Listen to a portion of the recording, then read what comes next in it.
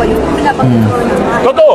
Diba, 777. sumama ka sa Bagong Pilipinas Servisyo Fair? Servicio Fair. Totoo yun. Ano mo nasabi?